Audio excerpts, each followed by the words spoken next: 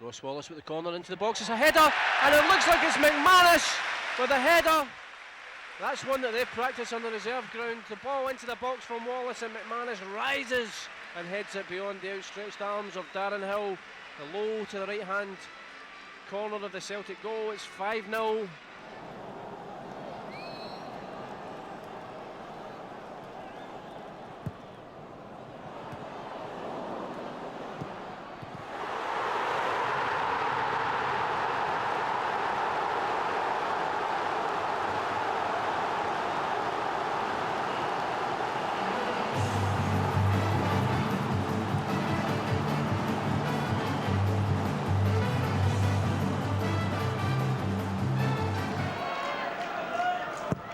In comes Sutton again, there's the header, that's it!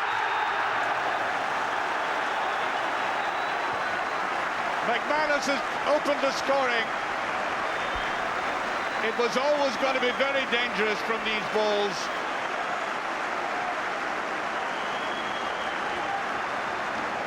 This is Nakamura, who's capable of excellent delivery. Oh, it's a terrific header. McManus, the equaliser for Celtic. All delivery. What a fantastic delivery that is from Nakamura. He scored the winning goal last week to keep his side top of the table. Nakamura again plating it in. That's Baldy. Here's McManus again. He scored the winner. Stephen McManus for Celtic. That is all down to the pressure, delivery, a little bit of fortune, and that man in the right place to grab a double.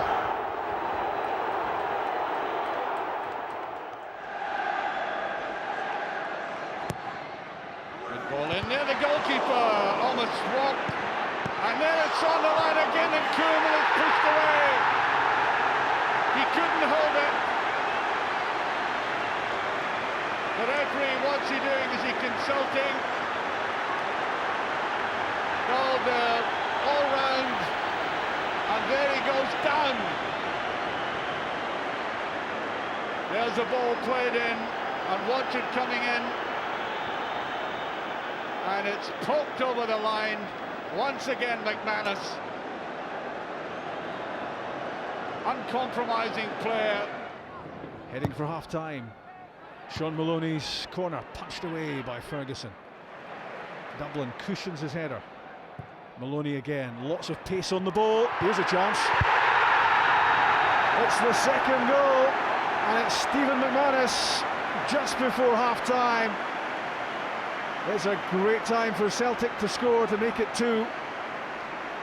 And that's a real body blow for Falkirk, and one from which they'll struggle to recover.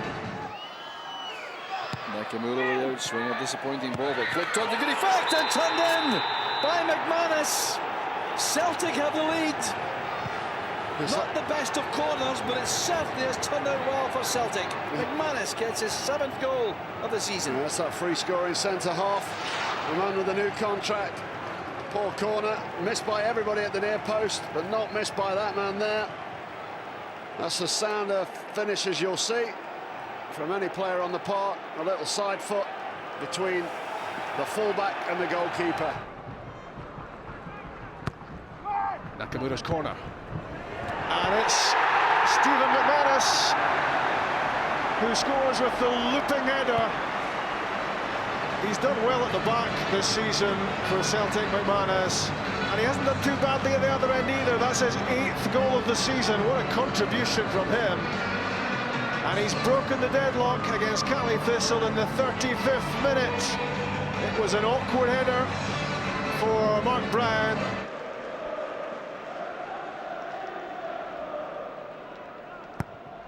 Nicely flighted ball, the goalkeeper has made an effort at it, but once again the central defender, Stephen McManus, gets in there to score.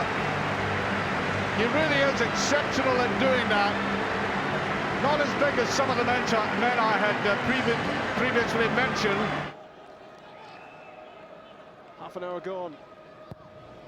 Goalless meantime, but not for much longer. Stephen McManus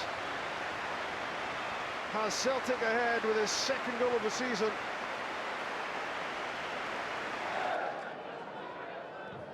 Scott Brown pops it straight in there. McManus. Derek Ryder with a chance to score. He doesn't, but McManus does. Come in, goal number 5 for Celtic. This time from the captain, although it could easily have been from Ryder. Well, at least it's ragged from St Mirren. On a bad ball in by Hartley, written decision, and it's smuggled in by the captain. Step up Stephen McManus to give Celtic the lead against AC Milan. It's a scoreline to savour. Celtic 1, AC Milan 0. Well, at long last, Paul Hartley gets a terrific ball into the box. It's a beautiful height. Nicked on at the front post by Donati, I think. Dida comes all the way. Donati helps it on. McManus round the back. Clumsy finish, but absolutely priceless. Hartley the provider again, and McManus arrived at the far post to put it in. And this is going to bring much needed relief to Celtic in the race for the title. Again, it's a set piece and a quality one. It's just got enough height on it to evade the first defender. Donati comes across. It's certainly not like a true centre-half, more like a true centre-forward, getting into the back post and just using his chest. McManus. Donati gets a wee touch on it. First set-piece opportunity, the first opportunity for the likes of McManus and Caldwell to make their ways forward. It's Nakamura with the delivery. And Smith got caught underneath the ball, and it's bundled over the line. Stephen McManus gives Celtic the lead. And relief. They've failed to score so many times in front of goal in recent weeks. He wanted goals from other areas of the pitch, and the captain's provided one. Yeah, and they wanted an early goal, and that's what they've got. It's a really good ball in. It's Caldwell that goes in with the goalkeeper, and McManus follows up. 3 stitches Chris Hogg has had.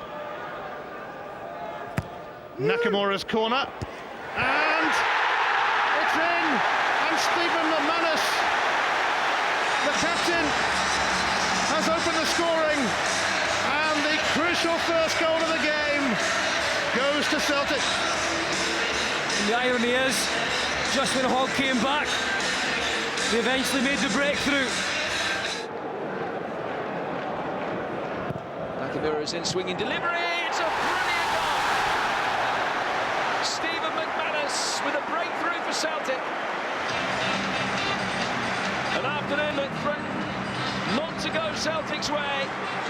The injury to Jan Vennegoor-Kesseling hasn't put them out of their stride, and the captain gives them the lead before half-time. Lovely delivery, as expected by Nakamura. Here's Nakamura. Well, the chance is there, turned in so simply. Stephen McManus opens the scoring for Celtic. Poor defending by Hibs. The ball should never really have reached him, but he wasted no time in turning it in for his second goal of the season. Here's McGeady. Hinkle. Nakamura.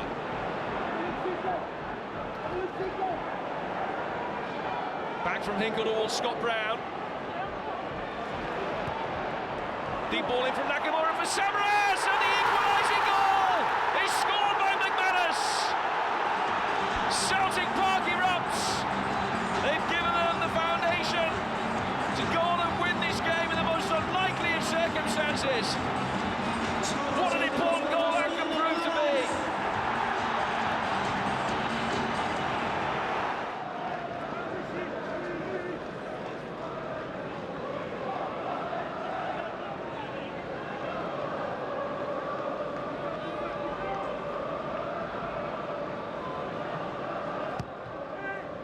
Swinger from Nakamura, which causes problems, and the rebound somehow is put in by McManus.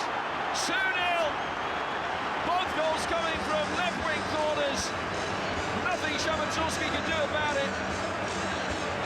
And it's McManus who is in the right place, but in truth, Hibs have just been completely unable to defend anything.